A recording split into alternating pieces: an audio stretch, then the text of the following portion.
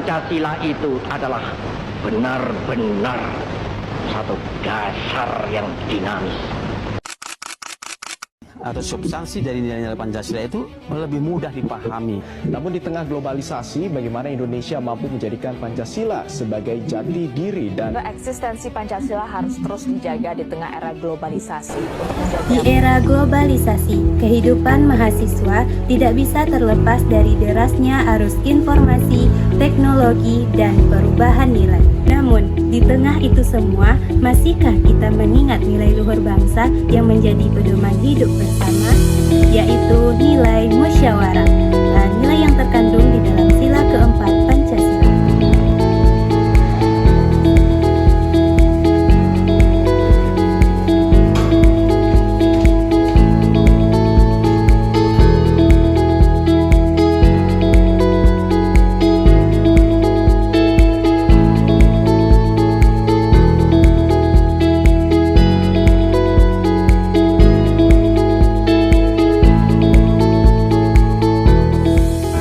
Globalisasi membawa kemajuan luar biasa, teknologi, informasi, dan kecepatan. Namun, di sisi lain, lahir tantangan baru, sikap individualisme, kurangnya empati, dan menurunnya kemampuan bermusyawarah.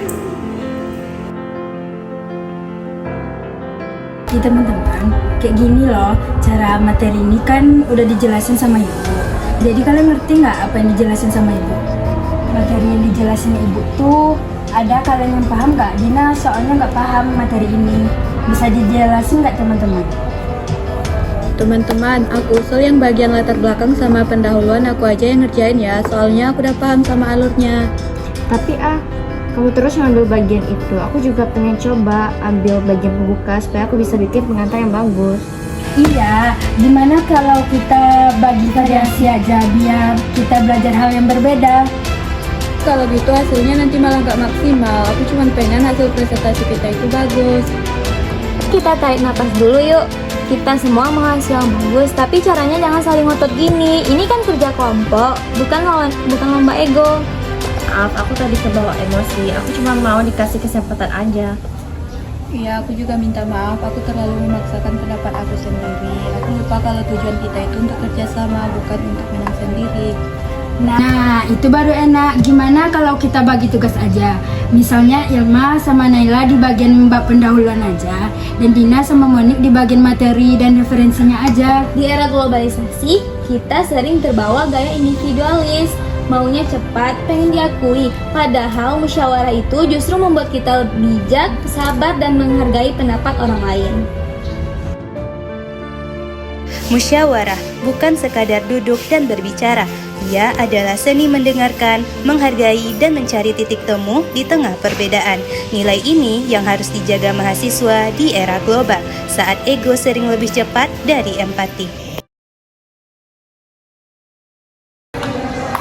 Halo Kak, jadi kali ini aku mau mewawancari kakak nih terkait pentingnya musyawarah untuk mahasiswa di tengah dinamika global saat ini.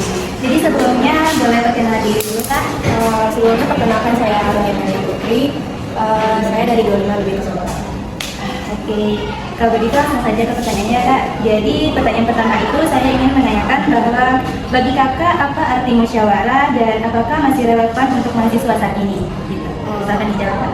Menurut saya musyawarah itu kan berbagi pendapat kan dalam suatu kelompok. Nah, sedangkan di kampus itu kan banyak berdiskusi ya. Jadi menurut saya kalau di lingkungan kampus itu memang diharuskan gitu musyawarah, kan sering dibagi kelompok kan. Nah, masih relevan itu kalau di kampus apa saya. Jadi musyawarah itu masih relevan ya Kak ya. Oke, jadi pertanyaan pertama dari saya. Selanjutnya saya ingin menanyakan bahwa saya ingin kakak menceritakan pengalaman kakak ketika bermusyawarah. Apakah terasa sulit karena perbedaan pendapat? Yang namanya musyawarah pasti ada kadang berbeda pendapat kan. Jadi mungkin ada idenya itu kan beda-beda tiap anggota. Jadi mungkin sulitnya di situ. Terus juga ada anggota yang maunya muda doang atau nggak mau berpartisipasi kan dalam kelompok itu. Jadi mungkin masalah itu bisa didiskusiin bersama-sama buat cari solusinya. Oke. Pertanyaan terakhir ya Kak, pertanyaan ketiga. Kalau dari kakak sendiri, apa peran kakak untuk menjaga nilai sila keempat di lingkungan kampus kita? Kalau saya sendiri sih, kalau di lingkungan kampus ini kan banyak lebih tugas diskusinya ya. Jadi ketika ada kerja kelompok itu, saya sendiri harus terlibat aktif gitu. Terus kalau dalam kelompok pasti ada tuh perbedaan pendapat. Gimana cara kita menghargai pendapat yang berbeda itu. Terus gimana cara kita mengambil keputusan yang tepat terhadap berbagai pendapat yang berbeda tadi tuh Kak. Terus gimana juga cara kita membudayakan diskusi yang sehat. Terus gimana juga kita menjadi individu yang terbuka dalam diskusi tersebut. Jadi keterbukaan kita dalam diskusi, menghargai pendapat orang lain, aktif dalam diskusi itu merupakan perwujudan sila keempat, terutama dalam musyawarah ya Kak. Oke Kak, terima kasih Kak saya ucapkan atas kesempatan, waktu, dan jawabannya yang telah diberikan untuk saya. Keputusan hanya sesaat, musyawarah untuk selamanya. Dari meja-meja belajar yang sederhana ini, kita belajar menjaga kebersamaan dan tumbuh menjadi warga negara yang bijaksana.